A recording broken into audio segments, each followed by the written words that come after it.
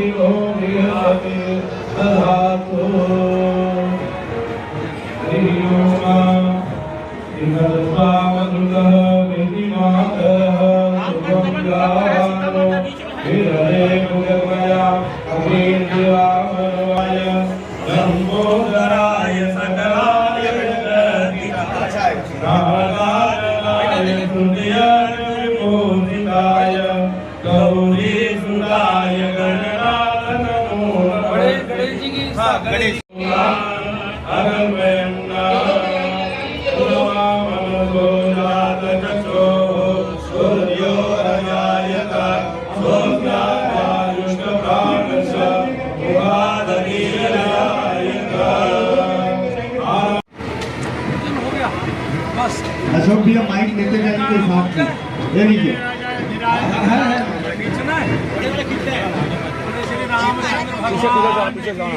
हरि ओम स्वस्तिन्द्रो विदस्वाहा स्वस्तिनः गोता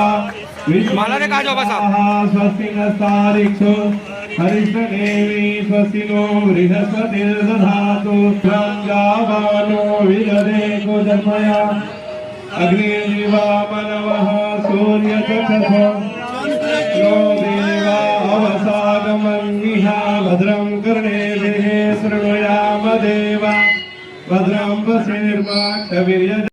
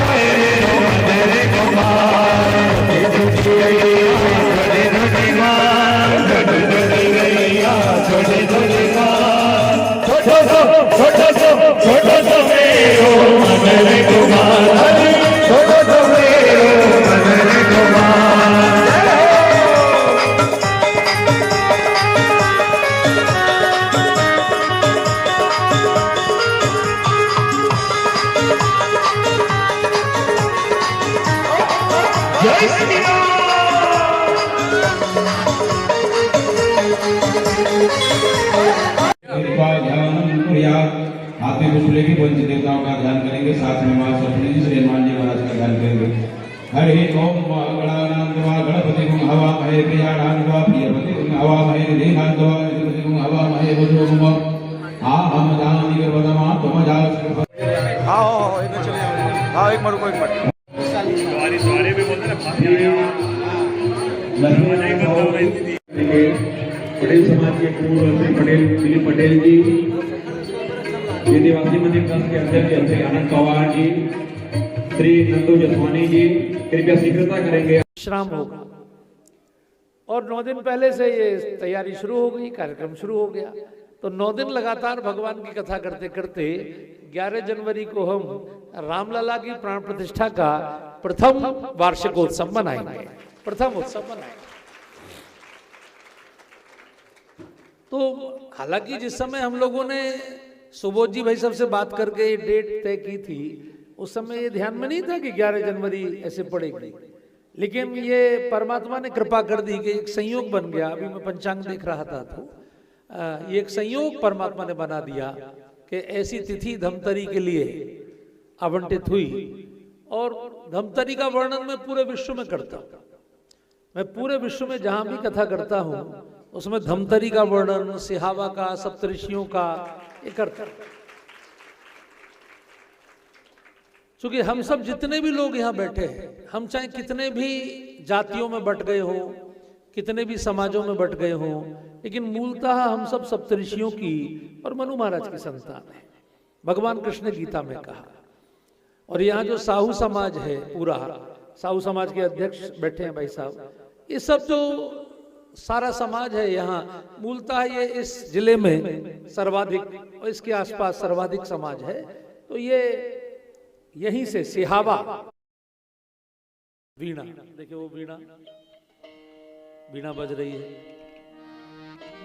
वीणा में कितने स्वर होते हैं? संगीत के स्वर 7 और प्रकाश के रंग भी,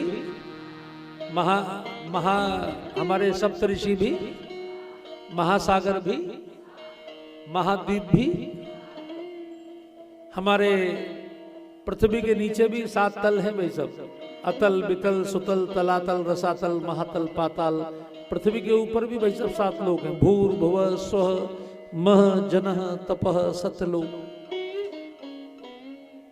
ये सप्त मोक्षदायक पुरियां हैं, सप्त मोक्षदायक नदियां हैं। और हम सबकी खोपड़ी के दरवाजे भी 7 हैं और बैकुंठ के द्वार भी 7 हैं। 2 हमारे कान हैं, 2 हमारी आंखें हैं, 2 हमारे नाक के स्वर हैं, एक हमारा मुख है।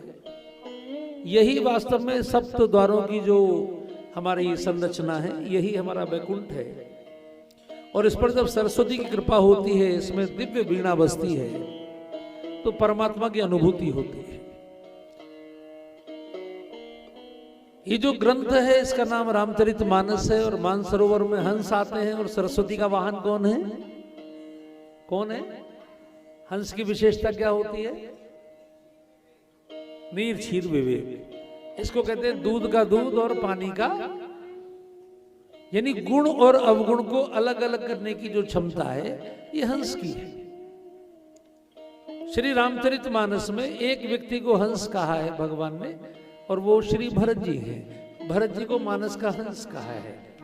भरत हंस रविवंश तड़ागा, जन्म कीन गुण दोष विभागा। और मैं आपको बता दूं कि रामायण में भगवान यदि सबसे ज्यादा प्रेम किसी को करते हैं तो श्री भरत जी को। प्रेम तो सबको, लक्ष्मण जी को भी करते हैं, हनुमान जी को भी करते हैं, लेकिन सर्वाधिक प्रेम जो करते हैं वो श्री भरत जी को करते हैं। इसलिए उन्होंने कहा कि पूरी दुनिया राम नाम जपती है और राम जी स्वयं भरत जी का नाम जपते हैं। तो एक बार अगर आप अपने मुख से भरत जी का नाम लेंगे तो उसके 2 फायदे होंगे। भरत जी का नाम लेने से हमारे पाप नष्ट होते हैं, हमारे अमंगल नष्ट होते हैं। और एक विशेषता ये होती है कि हम लोक में यशस्वी होते हैं और परलोक में सुखी होते हैं।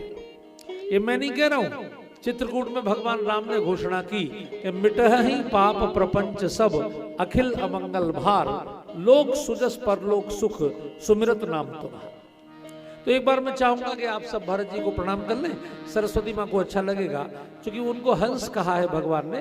तो सरस्वती के साथ हम सब में से कौन ज्ञानी है, इसकी पहचान है कि उसकी बुद्धि। उधर वालों ने नहीं बोला, घबराइए मत, होगा किसी का नहीं। सत्य कौन है? सत्य माने क्या? अच्छा ये बताओ, सत्य माने क्या होता है? सत्य माने होता है जिसकी सत्ता होती है। सत्ता किसकी है? आपके शरीर पर आपकी सत्ता है क्या? हमको तो ये नहीं पता कि कब हम मर जाएंगे। हमने ये भी तय नहीं किया था कि हम कहाँ जन्म लेंगे, किसके घर जन्म लेंगे, कौन से समाज में जन्म लेंगे, हम क्या बनेंगे। इस पूरे ब्रह्मांड पर जिनकी सत्ता है उनका नाम है राम। अखिलम विश्वम यन माया वशवर्ति ब्रह्मादि देवासुरा, ब्रह्मा जी भी जिनकी माया के वश में हैं वो राम है। तो राम इसलिए उनको सत्य कहा गया, इसलिए आप घर में सत्यनारायण की कथा करवाते हैं। राम ही तो सत्य है। हनुमान जी ने रावण को यही तो समझाया था, राम सत्य संकल्प प्रभु सभा काल वस्तोर। तो भगवान ने हनुमान जी से कहा, तुम्हारे हृदय में मैं अकेला बैठा हूं बेटे, लेकिन भारत के हृदय में मैं अकेला नहीं हूं, वहां सीता जी के साथ हूं। सीताराम बैठे हैं। मेरी शक्ति जब मेरे साथ होती है तो मेरी शक्ति मुझे सदैव जागृत रखती है। इसलिए भरत जी ने आपको गिरा दिया। तब हनुमान जी ने कहा, अब मैं आपको अपने हृदय में सीता मैया और लक्ष्मण भैया के साथ बिठाना चाहता हूं। उसके लिए क्या करना पड़ेगा? भगवान ने कहा, उसके लिए मेरी कथा सुनो बेटे, क्योंकि जो कानों से सुना जाता है वही दिमाग में बस जाता है, वही मन में बस जाता है। मन माने यहाँ नहीं है, ये हार्ट वाला, ये रक्त वाला हृदय है जो रक्त को शुद्ध करता है। आपके विचारों को शुद्ध कौन करता है? वो हृदय यहाँ पर है। ये आपका दोनों भौं के बीच में जो पॉइंट है। जी जी जी, प्रखर टीवी के सभी दर्शकों को मैं जय जय सियाराम कर रहा हूँ। मेरा बहुत ही बड़ा सौभाग्य है। ये धमतरी जो है धर्म की भूमि है और यहाँ सप्तऋषियों का आश्रम है, माता सीता का अभयारण्य है। मैं यहाँ का वर्णन अपनी पूरी कथाओं में करता हूँ। यानी जब से मैंने यहाँ पहले आया था 2011 में, तब से आज तक हर कथा में यहाँ का वर्णन करता हूँ। और ये वास्तव में ही चमत्कार है कि अगस्त्य ऋषि का कमंडल ऊपर स्थित है और हर समय जल से भरा रहता है। ये मैं पूरे विश्व के लोगों का आह्वान करता हूँ कि यहाँ के देखें। ऐसी पवित्र भूमि पर मुझे, जहाँ महादेव सप्तऋषियों को प्रवचन कर रहे हैं, मुझे भगवान की कथा गायन का सौभाग्य मिल रहा है। तो ये नियम है कि ये जो महीना चल रहा है अपना, ये धनुर्मास है और ये पुण्य करने का है, क्योंकि इसमें शादी ब्याह नहीं होते। तो भगवान की ये कथा जो भी सुनेंगे उनका मंगल होगा। और कलयुग में भगवान की कथा ही सबसे ज़्यादा कृपा प्रदान करती है। और देखिए कितना सुंदर संयोग है कि 11 जनवरी को कथा का समापन है और 11 जनवरी को पूष के शुक्ल पक्ष की द्वादशी है। उसी दिन पिछले साल अयोध्या में रामलला का स्थापन हुआ था। वहाँ अयोध्या में भी उत्सव होगा और यहाँ भी उसी दिन कथा विश्राम लेगी। तो ये रामलला के प्रथम प्राकट्य उत्सव पर कथा का आयोजन है और अंगार मोती गौधाम के हितार्थ ये कथा है। इस कथा से जो भी प्रसाद प्राप्त होगा वो गौ सेवा में समर्पित होगा। तो मैं सभी आपके चैनल के माध्यम से सभी भक्तों को निवेदन करता हूँ, बढ़ चढ़कर कथा में हिस्सा लें और प्रभु की कृपा प्राप्त करें। भगवान श्री रामचंद्र जी के जन्म स्थान अयोध्या में 800 वर्षों के संघर्ष के बाद विगत वर्ष भगवान की प्राण प्रतिष्ठा हुई। उसका 1 वर्ष पूर्ण होने जा रहा है। उस 1 वर्ष के प्राण प्रतिष्ठा पूर्ण होने के पावन अवसर पर धमतरी में श्री राम कथा का आयोजन किया जा रहा है। 3 जनवरी से लेकर 11 जनवरी तक यह कथा चलेगी और 11 जनवरी द्वादशी का वह दिन है जिस दिन प्राण प्रतिष्ठा अयोध्या में हुई है। उस दिन पूरे देश भर में त्योहार के रूप में मनाया जा रहा है। हमारे मंदिर निर्माण का 1 साल पूरा हो रहा है। धमतरी में भी उसको लेकर भव्य आयोजन है। मैं सभी नगरवासियों से अनुरोध करता हूँ कि 9 दिन भगवान श्री राम का राम रस का पान करने के लिए कथा श्रवण करने जरूर आए और 11 दिन की शोभा यात्रा में भी हम सभी सम्मिलित हैं। बोलिए श्री रामचंद्र जी की जय। यह 9 दिवसीय श्री राम कथा का आयोजन है जो मां अंगार मोती गौधाम के सौजन्य से होने जा रहा है। पूरे नगरवासी इसमें जुड़े हैं, पूरा सर्व समुदाय इसमें जुड़ा हुआ है। और आज प्रथम दिन कलश यात्रा था जिसमें बढ़ चढ़ के लोग भाग शहर में विभिन्न जगह स्वामी जी का स्वागत हुआ और पहले दिन का कथा प्रारंभ हुआ। सबसे निवेदन है कि प्रतिदिन 2 बजे से 6 बजे कृषि उपज मंडी में पहुंचे और कथा का श्रवण करें। तो ये थे अब तक की खबरें। सभी खबरों के लिए आप बने रहिए प्रखर टीवी के साथ।